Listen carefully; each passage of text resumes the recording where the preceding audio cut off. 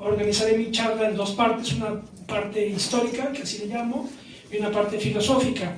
Y vamos a ello. La parte histórica es un poco situarme en función de Vasconcelos y situarlo a él también históricamente. Esto para efectos de iluminar la significación personal que vengo de comentarles, que supone para mí hablar de Vasconcelos, porque él es, digámoslo así, una influencia que yo llamo existencial. No es nada más una influencia intelectual, que tengo muchas, que todos tenemos muchas, ¿verdad? No es una influencia necesariamente filosófica, en el sentido de que yo hablo desde coordenadas de alguna manera contrapuestas a las de Vasconcelos. Mi formación filosófica no está ajustada a las coordenadas de Vasconcelos, fundamentalmente porque yo hablo desde una perspectiva de ateísmo esencial radical en la tradición materialista. Como sabemos todos, Vasconcelos habla dentro de la fe. Esa es prácticamente la distinción fundamental. Una primera crítica aquí sería aquella que se endereza desde la idea de Gustavo Bueno, según la cual lo que caracteriza el pensamiento filosófico es la acedeia griega, que es la impiedad. Es decir, la filosofía de manera rigurosa tiene que negar por principio cualquier dato que provenga de la revelación, ¿sí? Como principio de racionalidad filosófica. Y esto aquí demarca una bifurcación fundamental en la historia del pensamiento filosófico pre y cristiano, ¿verdad? Entonces Vasconcelos está hablando desde la fe y yo hablo fuera de la fe, sin perjuicio de lo cual esto no obsta para que yo pueda declararme, como lo hace también Gustavo Bueno, como un ateo católico, lo cual eso seguramente quienes ya han leído a Bueno saben exactamente a qué se refiere. Pues yo soy eso, yo soy un ateo católico. Y además el ateísmo no supone que yo sea ni antirreligioso, ni anticlerical, ni nada de eso. Simplemente ateo en el sentido de la negación absoluta de la existencia de Dios. Dios no existe ni puede existir, pero es una idea fundamental que recorre los siglos. Y de hecho el ateo es el que está obligado precisamente a tener una teoría religiosa, una teoría de la religión, para dar cuenta de la religión y su despliegue y encontrar dónde hay más racionalidad dentro de la fe, hablando desde fuera. ¿Me explico? Esa es la tesis. Y la tesis de Gustavo Bueno, que es la que yo sostengo, es que donde más racionalidad es en el catolicismo. Ahí está la idea. Entonces aquí al decir yo que soy ateo no estoy negando la religión o despreciándola, ni mucho menos, sino prácticamente le doy todo el reconocimiento histórico, filosófico y antropológico, ¿verdad? Bien. A lo mejor en algún momento tengo tiempo de abundar un poco sobre esto, y si no, pues ya serán en otra ocasión. Pero para tales efectos recomiendo muchísimo la obra de Bueno, que se llama El animal divino, que es su teoría materialista de la religión, que es uno de los libros más perturbadores que he leído en mi vida, junto con Ensayos materialistas. Bien. Entonces, claro, esto no mueve un milímetro la influencia que Vasconcelos tiene en mí, pero por eso digo que es una influencia existencial, ¿verdad? Me recuerda aquella divisa de Heráclito, según la cual carácter es destino, y entonces Vasconcelos esto lo dijo, yo recuerdo que lo dijo muy bien André Malraux, cuando dice André Malraux que cuando entrevistó a Trotsky, digo, claro, cuando yo entrevisté a Trotsky, me hizo pensar en esa divisa de Heráclito, según la cual carácter es destino, porque Trotsky es una de esas figuras que te permiten entender cómo un carácter configura tu destino, ¿verdad? O determina tu destino. Yo identificaría a Vasconcelos como una persona de esa naturaleza, un carácter de tal envergadura, de tal intensidad, de tal cólera, que demarcó un destino individual y con ese destino arrastró a generaciones enteras, etc. Y esa pasión existencial es la que a mí me define, prácticamente. ¿Se dan cuenta? Es una definición existencial, no intelectual o filosófica, que yo hablo desde otra perspectiva.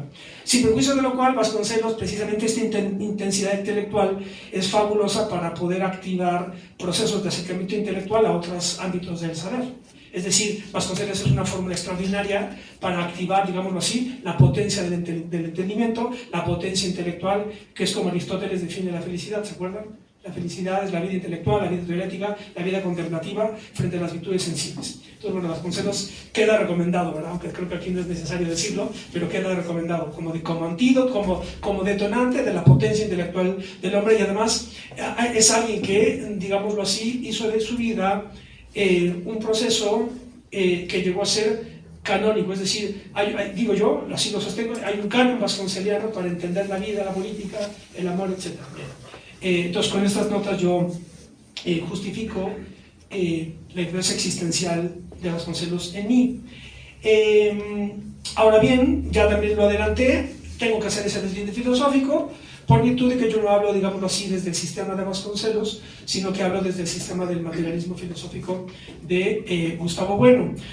Gustavo Bueno es un filósofo, para mí, el más importante de la segunda mitad del siglo XX, muere en 2016, nace en 1924, desarrolló una obra filosófica discutiendo con la tradición materialista, tanto la soviética como la continental, enfrentándose con las principales escuelas filosóficas de su tiempo, y desarrolló una filosofía sistemática que no se desarrolló en la Academia de Ciencias de la Unión Soviética, ya que está el valor fundamental e histórico universal del pensamiento de Gustavo Bueno. Esto está explicado en Ensayos Materialistas, que es un texto de 1973, en donde desarrolla una ontología que desde el punto de vista de Bueno no desarrollaron los soviéticos.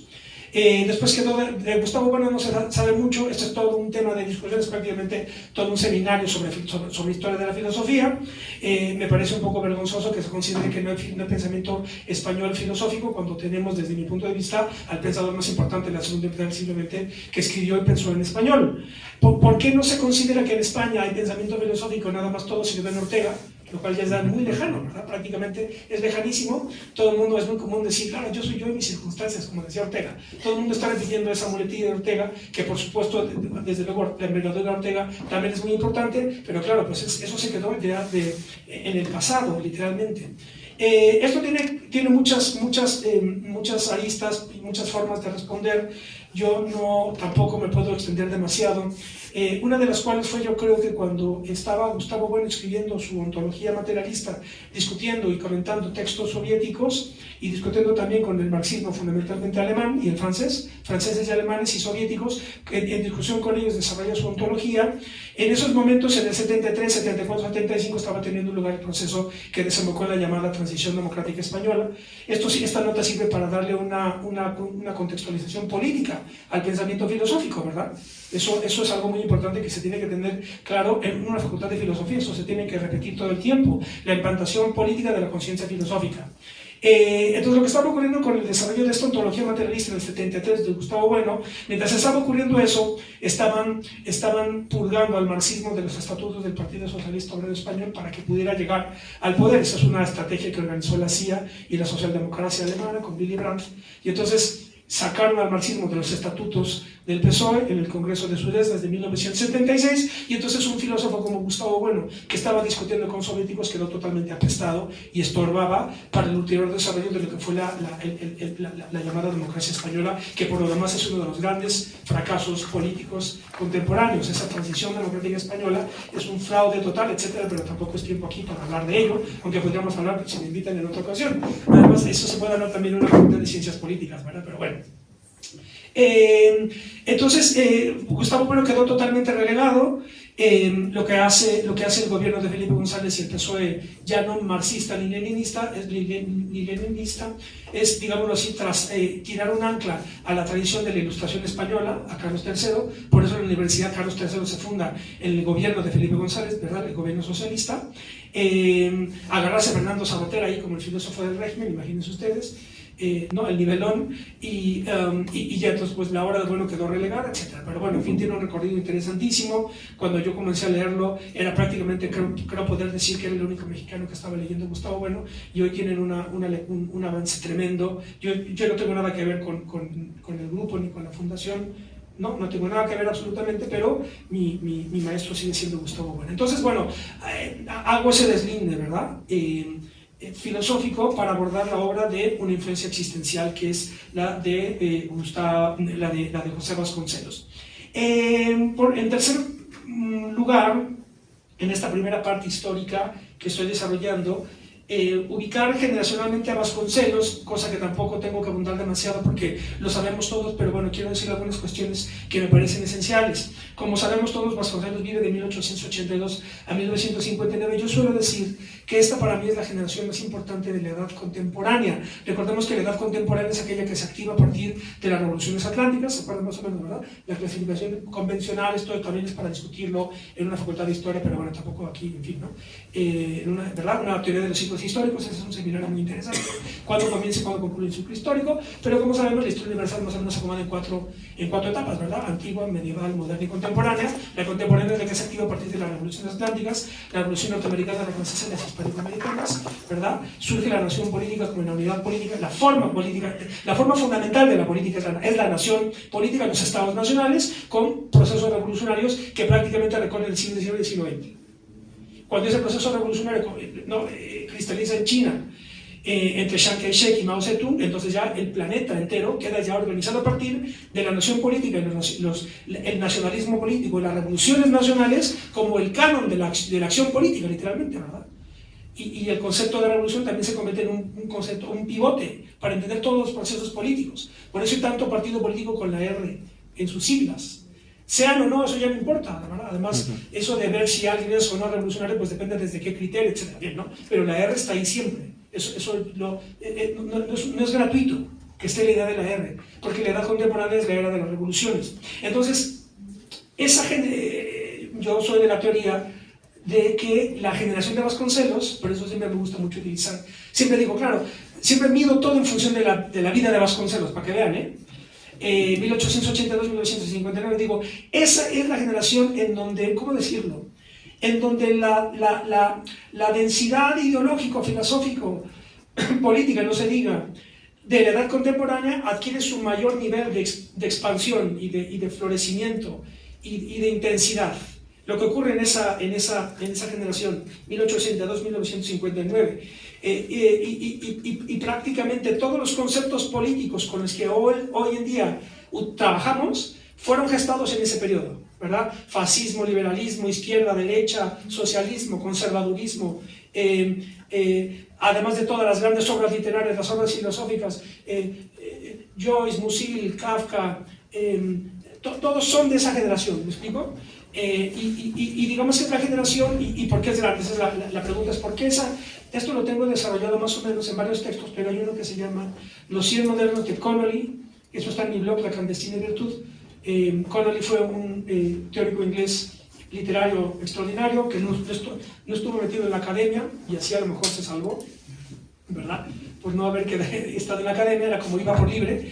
Y ahí desarrollo yo, se llama 100 modernos de Connolly, y ahí más o menos explico qué es lo que hace que para mí esa generación sea tan importante, porque encapsuló y concentró todas las claves de la edad contemporánea, la explosividad de la edad contemporánea quedó cifrado en lo que ocurrió en esa generación. ¿Y por qué? Fundamentalmente porque tiene lugar, digámoslo así, la transformación de lo que Lenin caracterizó como el imperialismo en tanto que fase superior del capitalismo, tuvo lugar en ese momento. Fue el proceso, fue el periodo en el que tuvo lugar esa transición del capitalismo al imperialismo, que quedó redactado, ¿verdad?, caracterizado en el texto fundamental de Lenin de 1916, imperialismo fase superior del capitalismo en el contexto de la Primera Guerra Mundial, ¿verdad? Entonces, eso por un lado, ese proceso económico productivo que transformó, como decía Lenin, digamos, en ese texto Lenin planteó que la Primera Guerra Mundial en realidad era una guerra por terminar de repartirse el planeta para los efectos de incorporarlo todo al proceso económico productivo, ¿verdad? ¿Sí?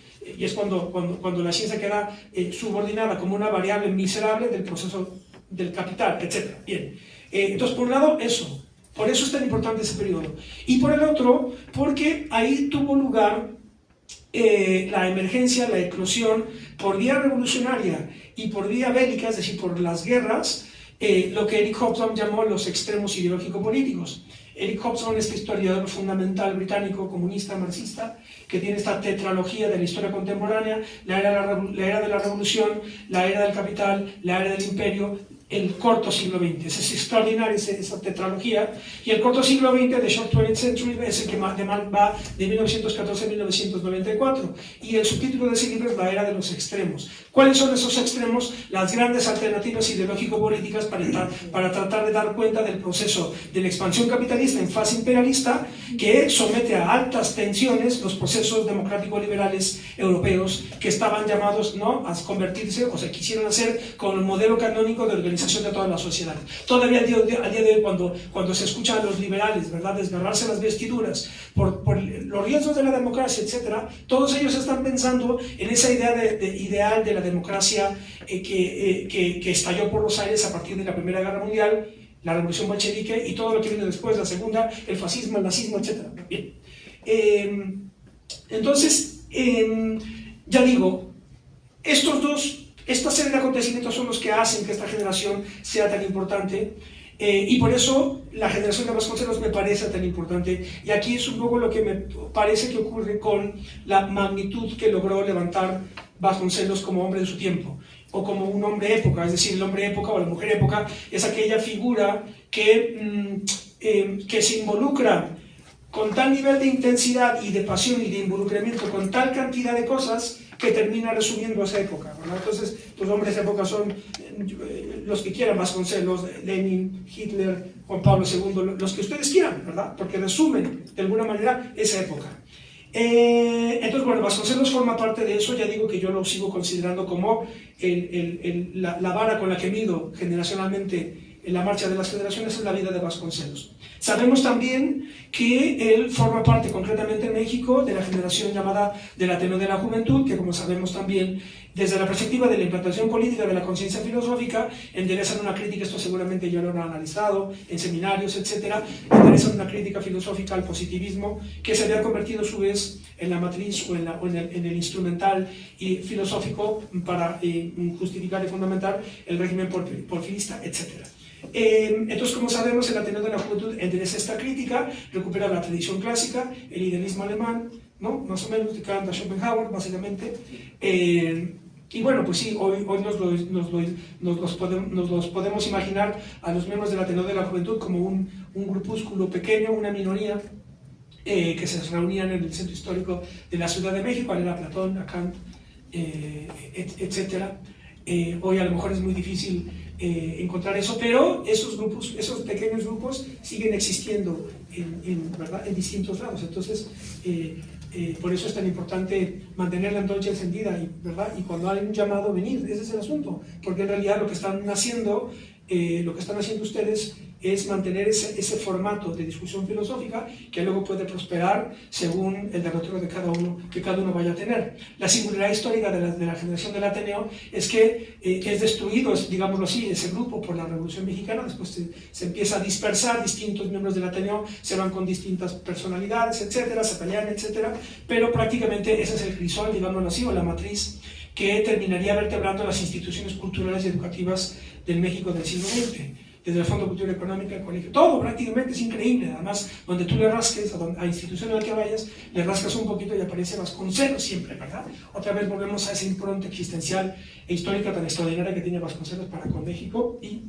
para conmigo. Bueno, entonces, esto es por cuanto a la parte histórica, la significación existencial que tiene Vasconcelos para mí, el amor que supone para mí hablar de Vasconcelos, el desdine filosófico que hago, es decir, lo tengo metido en la sangre, pero tal vez no en la cabeza filosófica, porque la cabeza filosófica la tengo yo armada en función de la tradición de Gustavo Bueno, que por lo demás es una síntesis de la tradición materialista, principalmente el materialismo inglés, el materialismo marxista, el materialismo soviético y la tradición del corporeísmo católico hispánico. Eso es muy importante. Y además, de hecho, ahí, qué bueno que lo digo, ahí hay un entronque con Vasconcelos, por el catolicismo de Vasconcelos. Pero Gustavo Bueno sostiene que, como dije al principio, la racionalidad del cristianismo y particularmente del catolicismo radica en su corporeísmo.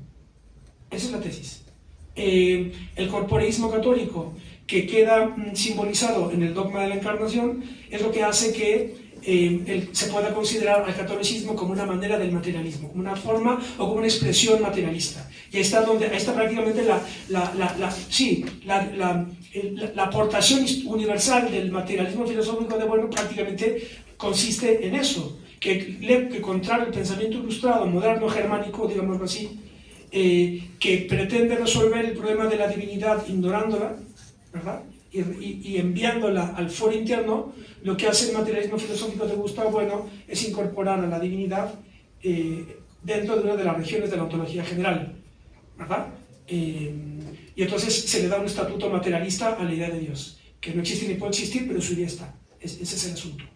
Y entonces ahí hay una conexión interesante con Vasconcelos, y por eso puede fluir también, o se pueden establecer de una manera tan natural, digámoslo así, los vasos comunicantes entre una figura como Vasconcelos y el materialismo de Bueno, por esta afinidad católica. Es lo que ocurre también con Chesterton o con otros escritores que son católicos, precisamente. O desde una perspectiva historiográfica, pues yo que sé, como David Braden, este gran hispanista británico. Y, claro, como británicos e hispanistas es prácticamente una contradicción de los términos, ¿verdad?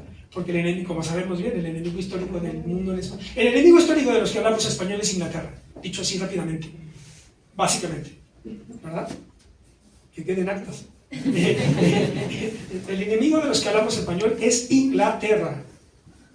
Esto lo tenía muy claro Vasconcelos. Inglaterra y Estados Unidos, ¿verdad? Decía, claro, porque el objetivo del Imperio Británico era destruir al Imperio Español. Y por eso los libertadores todos se conocen en Londres.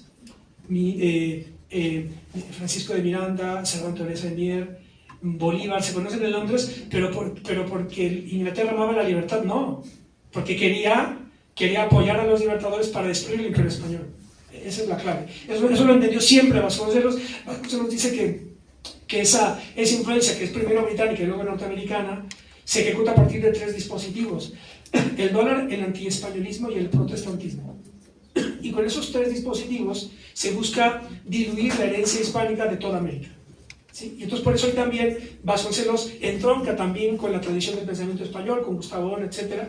Y ahí es donde la ecuación se ajusta geométricamente, prácticamente, Vasconcelos con Gustavo Bueno desde esa perspectiva. Desde el nivel filosófico, y la tercera, la ubicación generacional de Vasconcelos como hombre época, como hombre de ese periodo que recorre una vida que encapsula las claves fundamentales para mí de la edad contemporánea, sin desmedro de lo que viene después, desde luego, ¿verdad? Luego de una manera aproximativa, impresionista, desde luego que hay muchas cosas que vienen después, pero se entiende lo que quiero decir. Ahora bien, por cuanto a la parte filosófica, yo titulé la ponencia Historia, Totalidad y Sistema en la obra filosófica de José Vasconcelos, porque efectivamente creo que estos 3 conceptos son los que, sin prejuicio de que se le puede interesar una crítica desde las coordenadas desde las que yo hablo, lo que no se puede escatimarle un milímetro es esta triple perspectiva que tuvo en toda su obra filosófica y prácticamente en su vida entera, ¿verdad? La conjunción de la perspectiva histórica, la sistemática y la idea de totalidad, ¿verdad? Hegeliana, ¿verdad? Cuando dice Hegel, cuando se habla de absoluto hay que entender la idea de totalidad, en el sentido de que Vasconcelos intentó, mediante un sistema que intentó construir, resumir y racionalizar la totalidad de las cosas. Y ahí está la fuerza sistemática, vale decirlo, de su pensamiento. La obra total de Vasconcelos recorre muchísimos ámbitos. Es imposible quererlo catalogar, es imposible imaginarlo como dentro de una estructura burocrático-académica de una universidad, ¿no? Es imposible eso. Esto lo digo porque luego yo que tengo mucho contacto todo el tiempo con facultades de filosofía, como ocurre en este caso, que con tanto cariño vengo aquí, pero luego me produce un poco de nerviosismo cuando me dicen, no, es que yo soy experto en... Así dicen expertos, lo de experto es ya prácticamente la negación de Platón, ¿verdad? Pero dicen, no, yo soy experto en bioética, yo soy experto en medievales, yo soy experto en Kant, yo soy experto en tal, Bueno, una cosa es que estés trabajando ese tema y otra cosa es que tú seas experto en, eso es imposible, eso es la negación de todos los diálogos de Platón, porque los diálogos de Platón es el no experto, ¿verdad? Es el que, recuerden, bueno, está de más decirlo aquí, ¿verdad? Pero la filosofía, acuérdense, el filósofo es el que no lo puede saber todo, pero tampoco lo puede ignorar todo, sino que está en medio, ¿verdad? Ese es el asunto.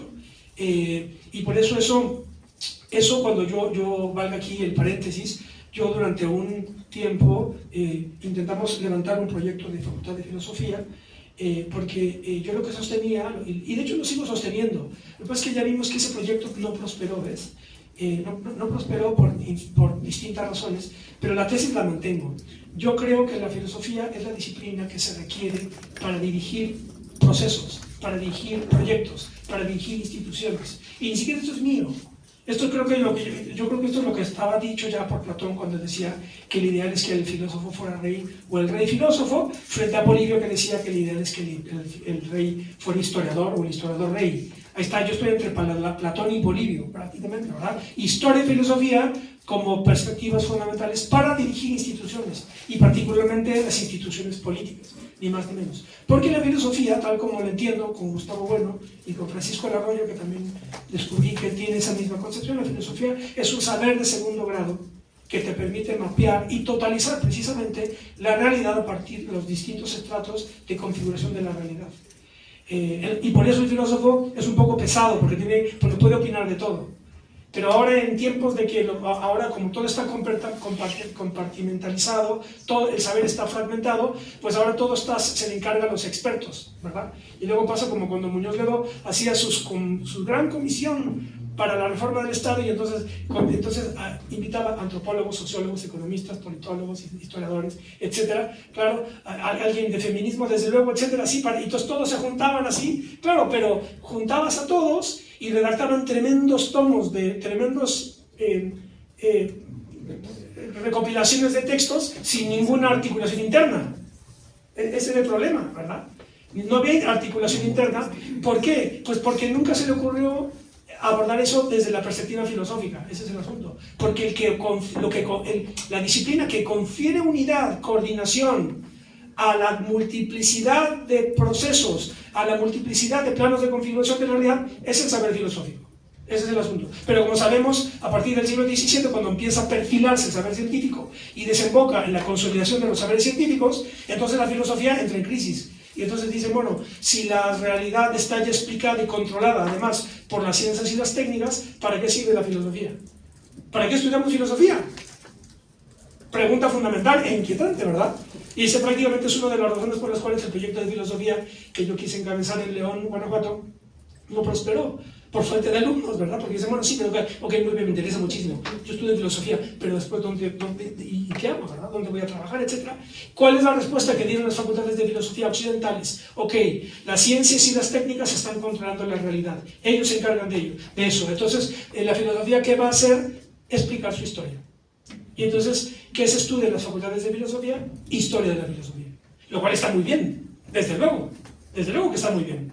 Pero la clave es que se tenga un sistema para poder analizar desde una perspectiva de segundo grado tu presente, ¿verdad? Ese es el asunto. Porque Aristóteles, Santo Tomás o Hegel o Marx analizaban su presente, ¿sí? Pero lo abordaban desde una perspectiva filosófica de segundo grado, mapeando los distintos procesos de configuración de la realidad, etc., analizados efectivamente por cada una de las disciplinas científicas. Por tanto, la filosofía, yo sostengo con Bueno, es la disciplina de las disciplinas. Lo sigue siendo, ¿sí? De hecho, para fundamentar esto, enderezaba una visión alternativa a la habitual, según la cual la filosofía es la madre de las ciencias, lo cual es erróneo, sino que la filosofía es la hija de las ciencias. Porque el criterio para entrar a la Academia de Platón era la geometría.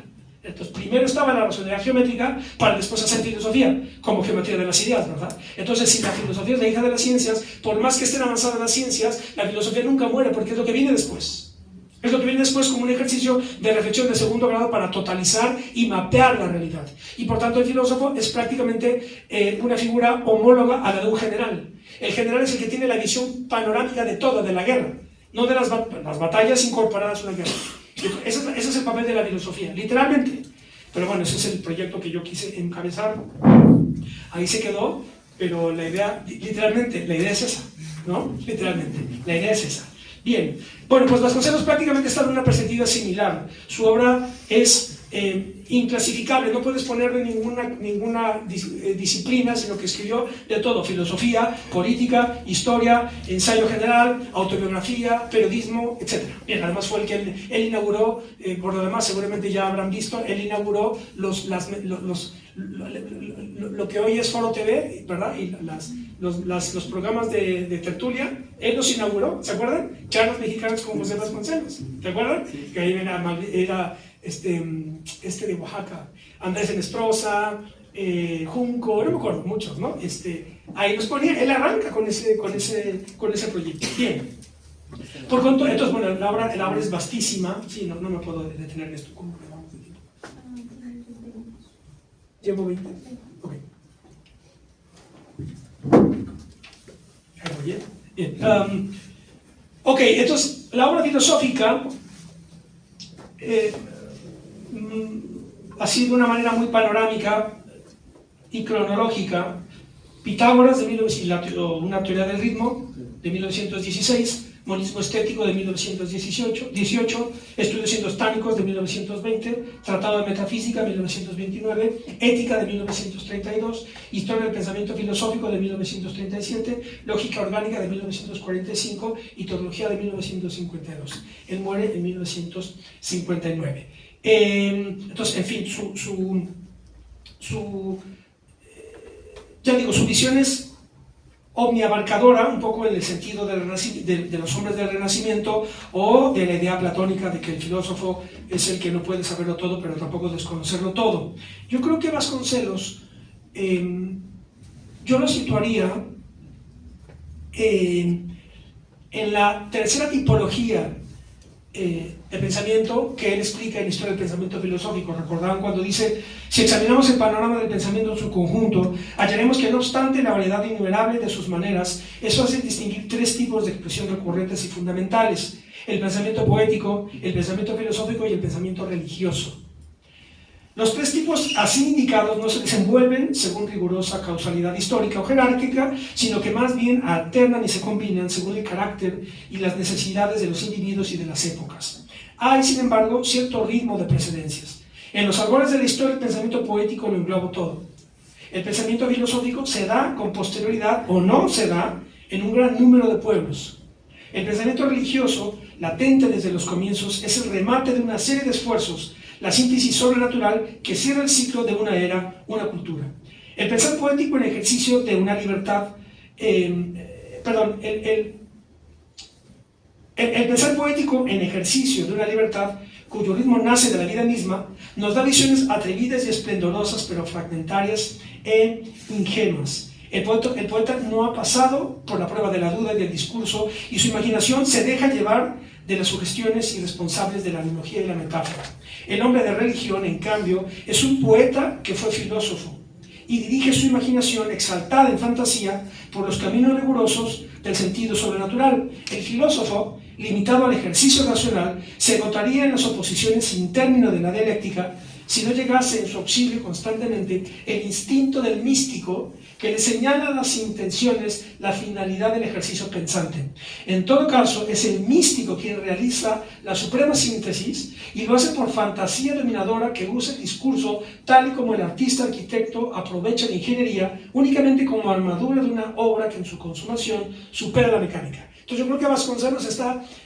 Yo lo ubicaría en la categoría de pensador místico, que buscaba precisamente esa síntesis sobrenatural, que tiene un impulso religioso, que habla desde la fe, como sabemos todos, y que precisamente es lo que hace que yo, por ejemplo, que hablo desde una perspectiva rigurosamente filosófica y además sistemática y además materialista y además atea, hace que yo, pues lo que vengo de decir, ¿verdad?, haga ese deslinde sin desmedro de la genialidad y la potencia y la fuerza intelectual y existencial que tiene Vasconcelos. ¿Qué influencias? También esto es algo ya sabido, pero bueno, las influencias de Vasconcelos, el pensamiento indostánico, derivado de Schopenhauer, en Empédocles y la teoría de la coordinación. De hecho, de Empédocles es él quiere llamar a su sistema algo así como una teoría estética o una teoría de la coordinación, que de hecho es la que más me gusta a mí, la idea de la coordinación, porque eso encaja precisamente con la idea de la filosofía como un saber de segundo grado que coordina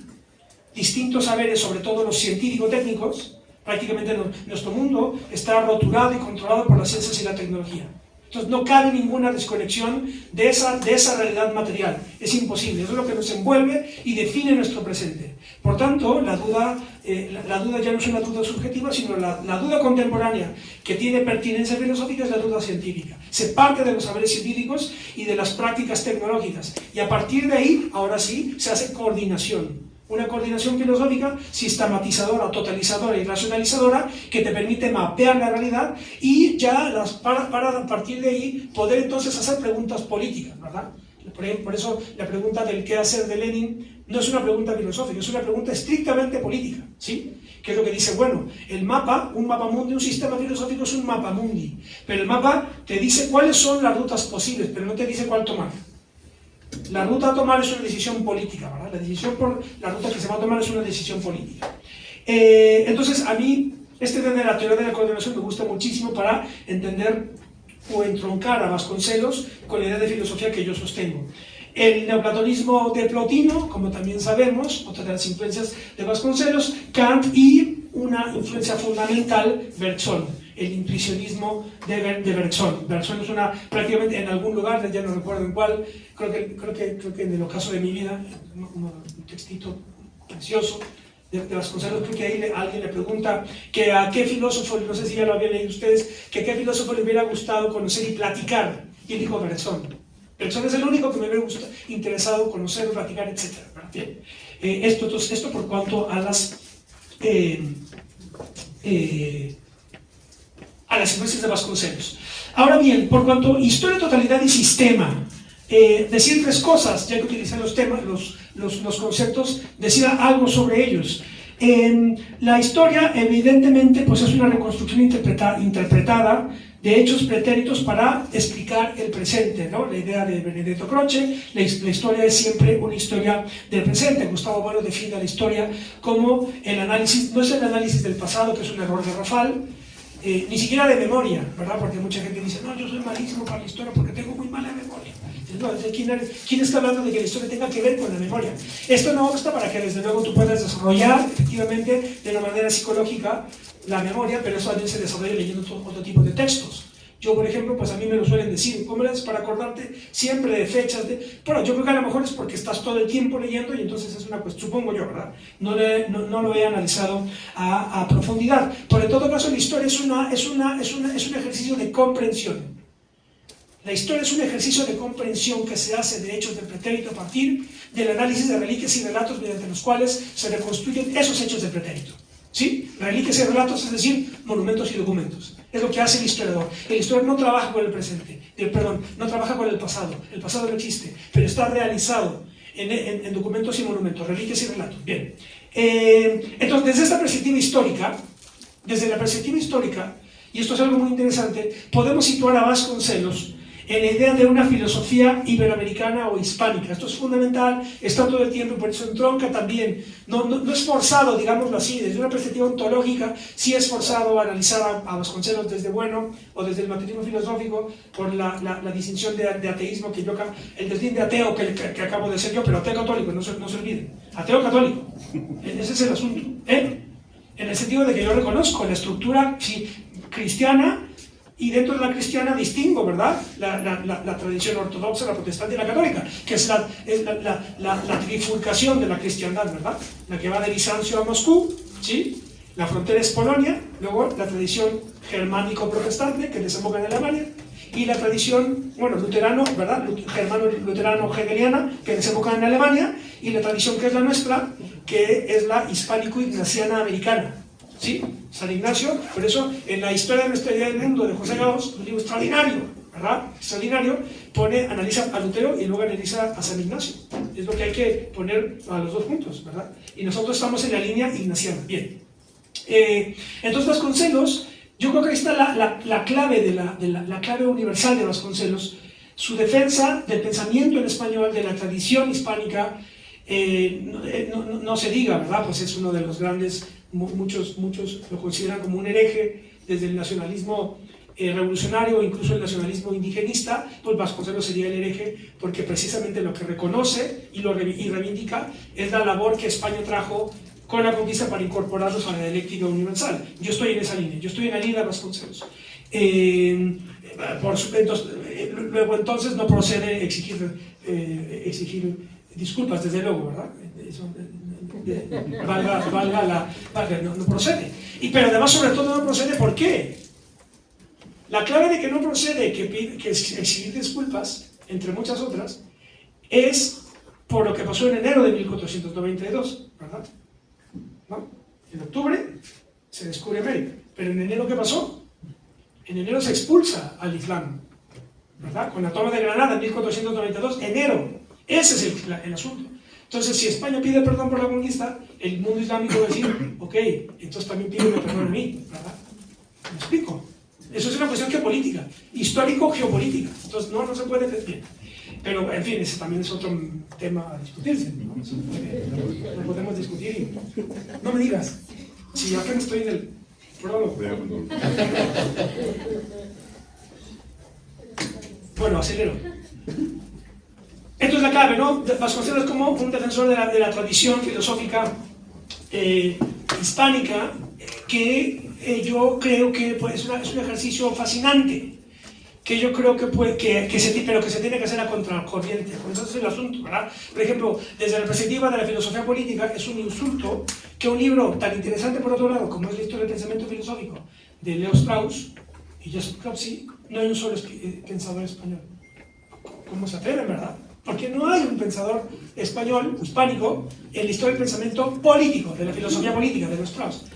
Entonces toda la historia de la tradición del pensamiento filosófico en español, del pensamiento político en español, del pensamiento científico en español, se tiene que hacer, está por hacerse. ¿Se dan cuenta del drama? ¿Se dan cuenta del drama? Todo siempre es Inglaterra, Alemania y Francia, siempre tienen todas las medallas. Entonces esa labor se tiene que hacer. Yo llevo años aquí, esto, en fin, pero no hay tiempo ni vida suficiente, pero yo creo que se puede hacer, no una línea, porque decir una línea es muy simplificador, muy reduccionista, pero bueno, trazar un torrente mediante el cual se podría conectar a Isidoro de Sevilla, ¿verdad? El primer gran enciclopedista no fueron los franceses, sino Isidoro de Sevilla, siglo VII, a Gustavo Bueno, y en medio de poner a Suárez, Feijoo, Balmes y Andrés Bello, y después a Ortega, Emilio Vasconcelos. ¿Sí? Entonces ya metemos a Andrés Bello, a Vasconcelos, a americanos, ¿sí? Hasta Gustavo Bueno. Y ahí trazar una tradición. Yo me sitúo en la perspectiva del realismo materialista que defiende Gustavo Bueno, que tiene que ver, o más bien que recupera el corporeísmo católico. El realismo materialista hispánico es una perspectiva que recupera el corporeísmo católico. Y entonces eso te permite reconocerle una entidad antropológica al despliegue de la cristiandad y el catolicismo, ¿verdad? Y reconocernos en eso, aunque Dios no existe, le puede existir, me explico, ¿verdad? Recuerden que yo hablo desde una perspectiva atea, ¿sí? Bien. Todo, en fin, este es un escándalo de la historia de la filosofía que nos corresponde a nosotros los que hablamos español, bueno, siempre que se quiera, trabajarla. En fin, es que me quedan 15 minutos. La totalidad y el sistema, ya no puedo detenerme en esto, había pensado decir algunas cosas, pero quedémonos con esta idea, ¿verdad? La idea de historia, totalidad y sistema, es decir, Vasconcelos es una de las pocas figuras que intentan enderezar o construir una arquitectura filosófica de carácter sistemático mediante la cual se pueda dar cuenta de la totalidad, incorporando de una manera coordinada las distintas partes de esa totalidad mediante un sistema filosófico. Ese sistema filosófico está organizado, como vengo de decir, de la lógica orgánica, dentro de la cual está un acomodo de las ciencias, una clasificación de las ciencias sumamente interesante: ciencias de la naturaleza, ciencias de la vida, ciencias del espíritu y ciencias de lo divino, que es de ahí donde rechinan los dientes desde una perspectiva filosófica atea, ¿verdad? Porque es imposible hacer ciencia de lo divino, ¿verdad? Porque que sería la teología, que la teología trata sobre la encarnación. Pero bueno, entonces esa es la clasificación audaz, valiente, que hace Vasconcelos, una lógica orgánica, mediante la cual hace una clasificación de las ciencias, una metafísica organizada a partir del devenir, la inteligencia y las formas, una ética y una estética, que me parece que es lo que acaban de analizar en el seminario, en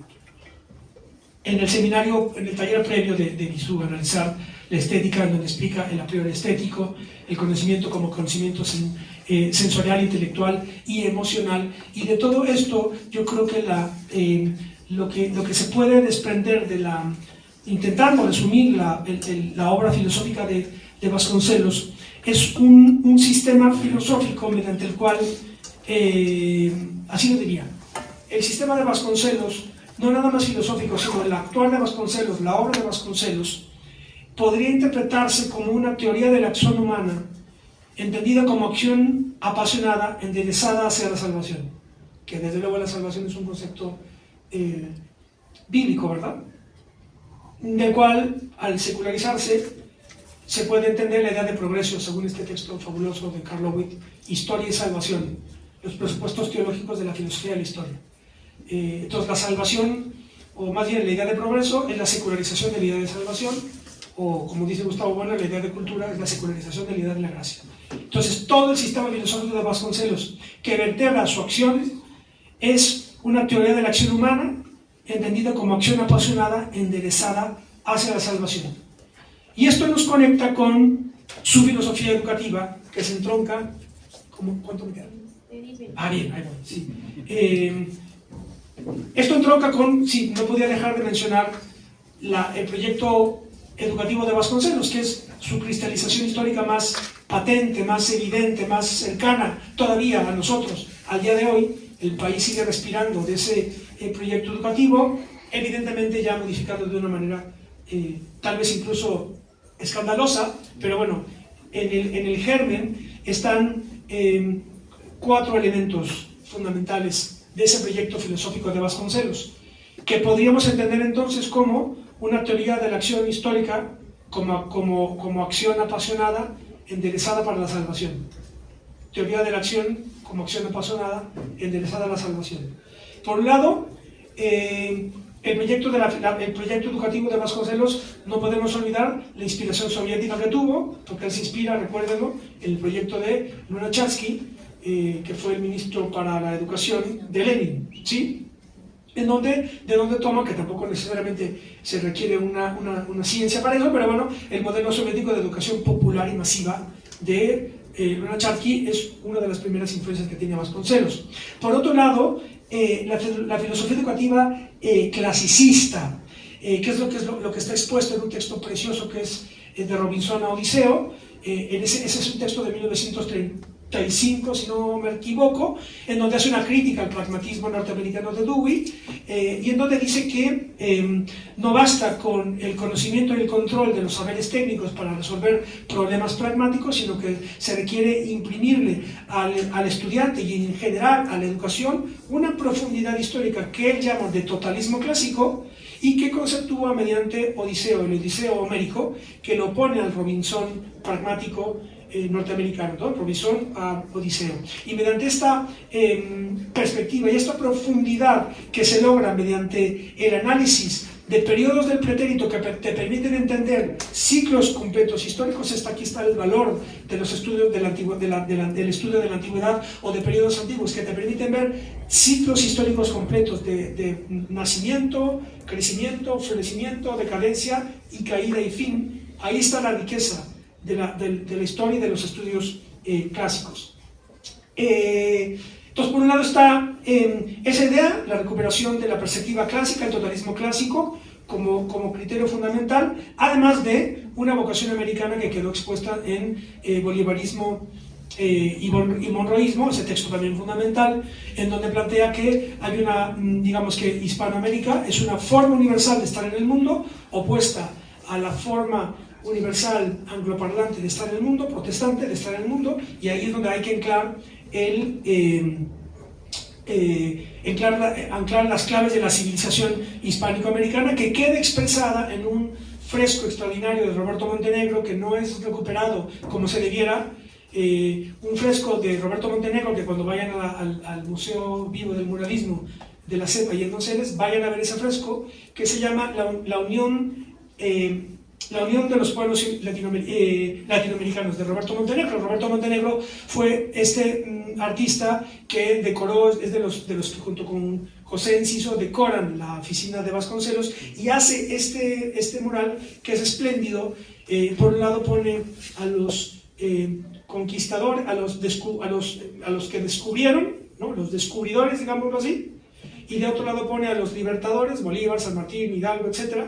Pero abajo de cada uno de ellos, debajo de los descubridores, ponen a Juan Ruiz de Alarcón, y debajo de los libertadores pone a Rubén Darío. Es decir, da la centralidad del idioma español, de la lengua española, como el tegumento que articula todo un continente y que le da sentido a una plataforma civilizatoria que es la nuestra hispánico-americana. Y después, el cuarto elemento de la filosofía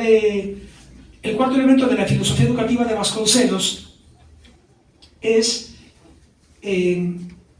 la simbología de síntesis civilizatoria, que con la cual él quiere resumir, hace como su gran síntesis de las distintas tradiciones que según él habría que hacer converger en México, y que está expuesto plásticamente en dos elementos, en dos juegos escultóricos que están en el edificio central de la SEP, que tampoco son recuperados o recordados como se debiera. Por un lado está el que tal vez sea más conocido, que es los 4 tableros de las esquinas, ¿no? Lo recordaron, las 4 esquinas del patio principal del edificio de la SEP, en donde están, como sabemos, Grecia, India, bueno, sí, listo, sí, ya. Grecia, India, España y lo prehispánico, ¿verdad? Es decir, Quetzalcóatl, las casas, Platón y Buda. Eso, cuando vayan ahí a la SEP están esas 4 figuras, por un lado. Pero el que no se recuerda, y además no se recuerda porque luego es muy difícil verlo porque está lleno de comerciantes, hay un histórico en la fachada del edificio en donde está Atenea, diosa de la sabiduría, Dionisio, que es dios de la pasión, y Apolo, dios del orden, ¿no? Entonces ahí están esos 2 elementos que rematan el edificio central de la SEP, y es donde está simbolizada la síntesis civilizatoria de Vasconcelos. La centralidad de este hombre para la historia nacional, y es donde están depositados los elementos de la pasión histórica que supone Vasconcelos como una medida, como un canon, como la medida de una magnitud existencial para mí, tiene que ver con el hecho de que él percibió, se dio cuenta de que la guerra civil que fue nuestra Revolución Mexicana iba a desembocar en una carnicería, en un matadero, sin utilidad si no se le daba un cauce educativo. Esa fue la clave, cauce educativo y la vertebración de ese proyecto educativo a través de los libros. Y él entendió que el objetivo de los que estaban realizando esa guerra civil a través de un proyecto educativo era ofrecer al pueblo de México la promesa de un destino radiante, ¿no? Él todo el tiempo está con esa idea. El sistema educativo tiene que darle al pueblo la promesa de un destino radiante, la promesa de un destino radiante. Y es como yo podría concluir esta charla. La obra filosófica de Vasconcelos es una teoría de la acción como acción apasionada, enderezada a la celebración de los hombres mediante la proyección de la promesa de un destino radiante. Y por eso es tan grande, por eso es tan importante, y por eso se tiene que seguir leyendo. Y por eso yo a mis alumnos lo que siempre les dije es: lean a Vasconcelos, y por eso antes de entregarles el examen final les obligaba a que me mostraran en mano el Ulises Criollo para poder hacer el examen y que ya me lo pudieran responder. Y eso lo sigo haciendo y lo seguiré haciendo, y yo les agradezco muchísimo que me hayan invitado para hablarles sobre alguien tan importante para mí. Sí, gracias. ¿Ya, verdad? A ver, la parte oscura, digámoslo así, de Vasconcelos es evidentemente la última, la de Timón, la de la financiación de Timón por parte de la Embajada de Alemania.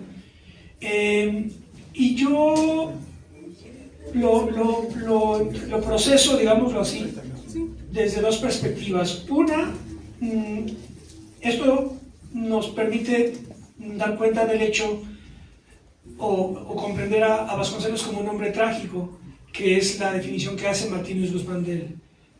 Martín Luis Guzmán dice: Vasconcelos fue un hombre trágico, pero porque es grande.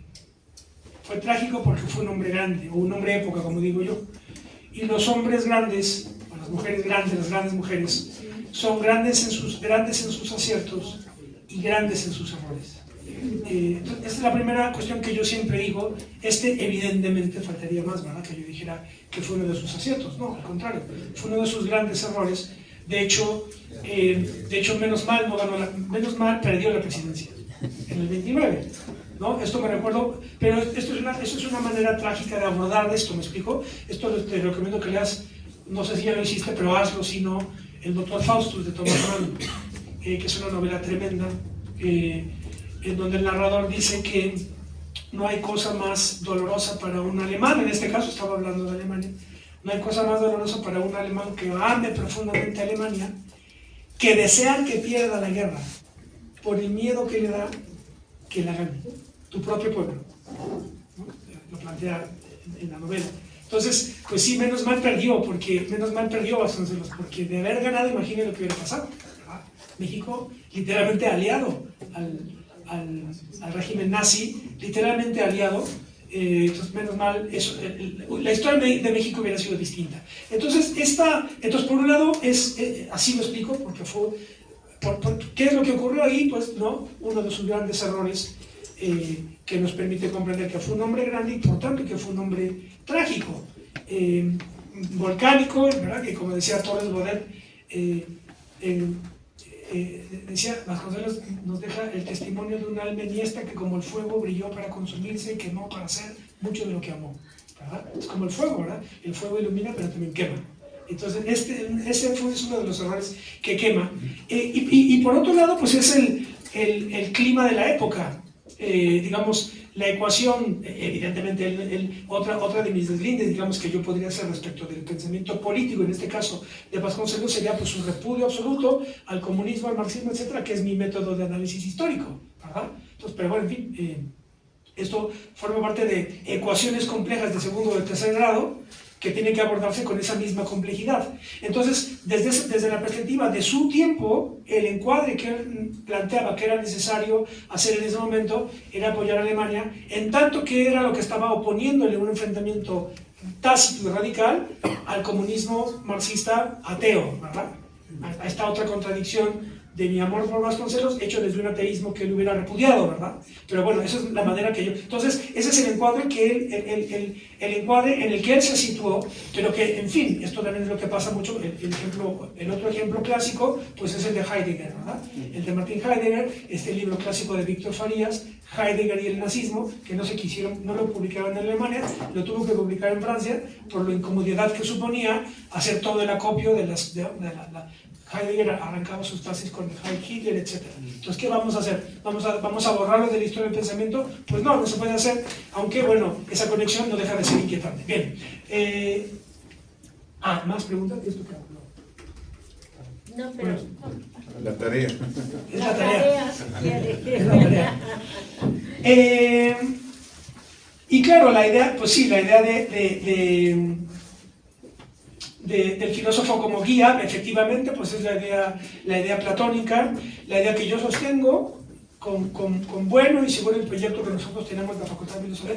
Yo lo sigo sosteniendo, lo que pasa es que no necesariamente ya se tiene que, no ya desde una Facultad de Filosofía, por toda la crisis en la que está la filosofía en general, pero efectivamente la filosofía es la disciplina que te permite guiar, ¿no? Y es la disciplina que necesitan los dirigentes, literalmente los dirigentes, los líderes, tanto de instituciones públicas, digamos así, el Estado de la política, pero también las instituciones empresariales necesitan un saber filosófico, entendido la filosofía, no como la que se sumerge en la historia, que es importante, desde luego, lo vuelvo a decir, es fundamental, ¿verdad?, la historia de la filosofía, pero fundamentalmente la filosofía o la forma de estar filosófica en el mundo es una forma a partir de la cual mapeas la realidad.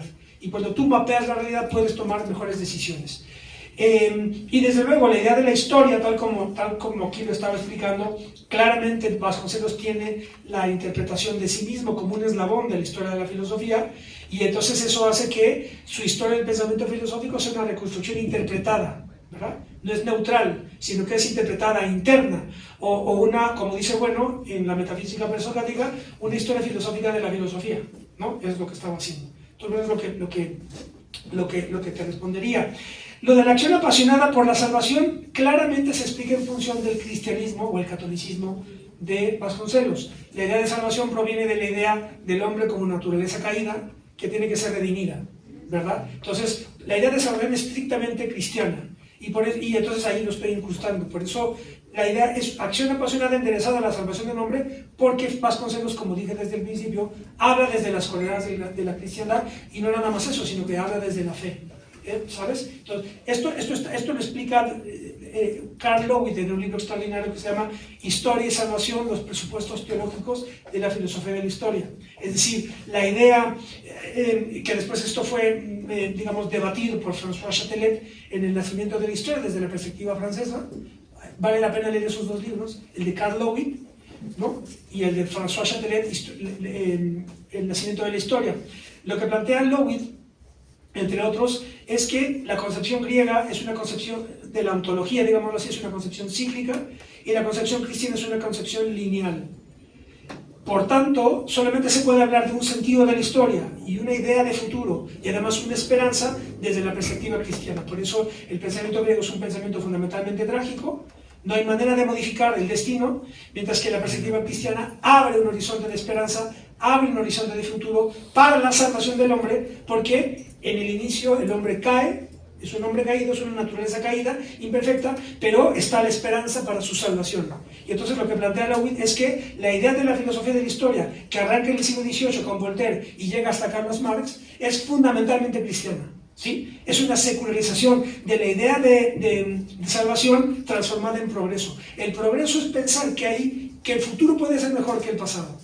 ¿Sí? Esa es la secularización de la idea de la salvación, entendiendo la salvación como el mejoramiento de un origen caído, ¿no? Esa es la respuesta, por eso es salvación. No sé si te respondo a tu pregunta. Y la tercera le preguntan la filosofía como hija de las ciencias, que es la metáfora que utiliza Bueno, dice no es la madre, es la hija, y por tanto no puede morir la filosofía, siempre que se tenga un sistema. Ese es el asunto.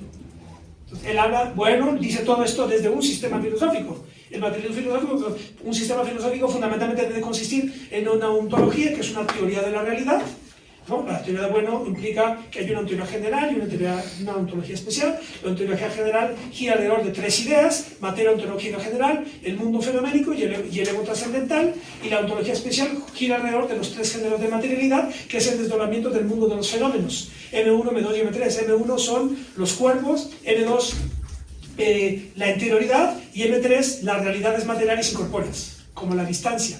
La distancia es material, pero no es corpórea, ¿verdad? Entonces, esa es la ontología, y la nociología es el otro bloque de un sistema filosófico. Esto sí hay que decirlo aquí en una facultad, ¿verdad? A lo mejor en un círculo de estudios no, pero no te puedes poner tan pesado, pero en una facultad sí, ¿sí? Una ontología gira alrededor de la realidad, una nociología que gira en torno de la verdad científica.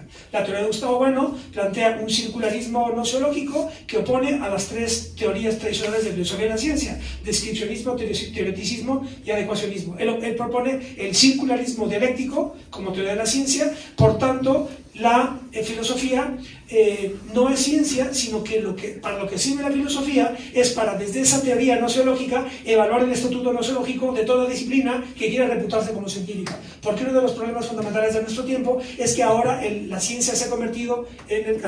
Es que le estaba respondiendo al compañero, ¿verdad? Literalmente ese es el papel de la filosofía hoy. Encontrar dónde está el charlatán, literalmente, ¿verdad? Cuando te dicen, está científicamente comprobado X, Y o Z. Bueno, ¿desde qué ciencia me estás hablando? ¿Verdad? Entonces ahí hay una distinción, 4 modos de ciencia. La ciencia como saber hacer, la ciencia como teoría, que es el modelo aristotélico, la ciencia moderna, ¿verdad? La ciencia positiva, y las ciencias humanas, ¿sí? Entonces, desde esos 4 modos de ciencia, los 3 modos de filosofía de la ciencia, dentro del cual se propone el circularismo dialéctico, tú evalúas el estatuto nociológico de las disciplinas científicas. La ciencia consiste fundamentalmente en el momento en el cual las operaciones del sujeto nociológico, es decir, del científico, pueden ser sustraídas para los efectos de comprender la verdad de la ciencia de referencia, ¿verdad? Es decir, una verdad científica no importa si el que está haciendo la operación científica es hombre, mujer, negro, blanco, eso no importa, ¿verdad? Eso es sociología de la ciencia. Cuando dicen, el papel de la mujer en la ciencia, esas son cuestiones sociológicas. Pero si una mujer o un hombre están haciendo una operación científica, la ciencia lo es en el momento en que tú puedes desconectar las operaciones nociológicas del sujeto operatorio, ¿verdad? Entonces, con esa teoría nociológica tú es un instrumental para evaluar el estatuto nociológico de toda disciplina que hoy quiere reputarse como científica. Fundamentalmente, claro, ¿cuál es la distinción fundamental? Claro, ya acabo con esto. ¿Cuál es la distinción fundamental?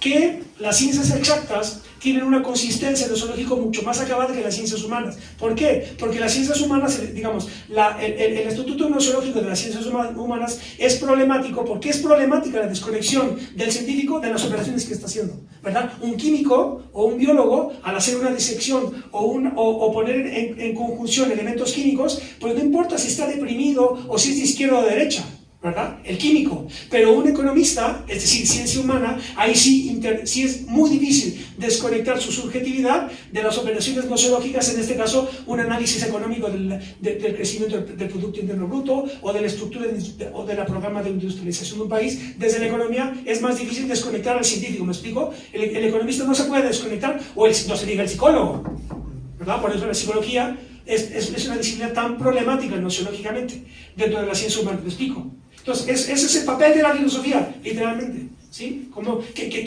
tampoco es nuevo. En realidad es salir y volver de la caverna, ¿se dan cuenta?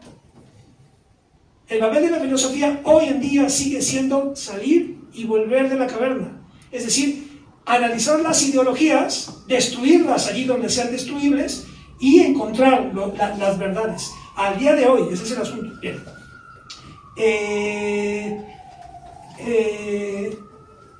¿Es un error dividir los saberes? No es un error,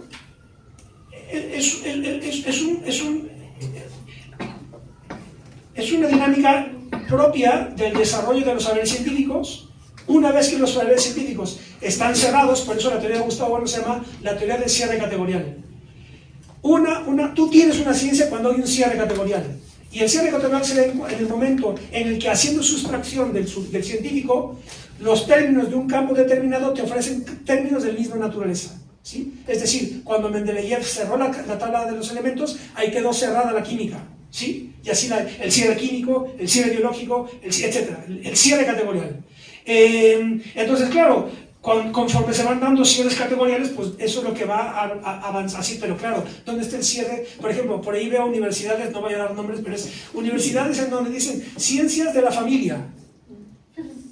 Claro, pero ¿dónde está el cierre categorial de esa ciencia, verdad? Es falso, no hay. Ahí están engañando, ¿verdad? Están engañando cuando dicen que es científico el saber, que no tiene por qué serlo por lo demás, necesariamente, ¿verdad? Pero que no nos digan que es ciencia. Porque esto es increíble, esto es ahí donde está la fuerza de la obra de Bueno, porque toda su escuela se ha dedicado a desarrollar análisis nociológicos de infinidad de disciplinas. El cierre categorial del derecho, el cierre categorial de la geología, el cierre categorial de la geografía, el cierre categorial. Y es una manera de evaluar cuando estás frente a una ciencia y cuando no estás frente a una ciencia. Ese es el asunto. Entonces, ¿es un error dividir los saberes? No lo es. La clave es cómo los articulas, cómo los coordinas para volver con más conceptos. ¿Cómo coordinas los saberes? Ese es el asunto. La manera en la que ahora se quiere resolver eso, porque la filosofía entró en crisis, yo no sé si terminal o no lo sé, estoy en la facultad de filosofía, tengo que cuidar lo que digo, ¿verdad? pero está en una crisis que es de siglos, tampoco es nuevo, está en una crisis de siglos, porque ahora lo que ocurre es que está proliferando tantos especialistas que ahora lo que se quiere resolver es con la idea de pluri, trans, multi, no sé qué, disciplina. Ese es un cuento. Lo que se requiere es la filosofía, un sistema filosófico que te permita hacer esa coordinación. Entonces, con esto acabo, no es un error la división de los saberes, porque esto se da en función de su propia dialéctica, sino la clave es cómo los coordinas. Y la coordinación se hace desde un sistema filosófico.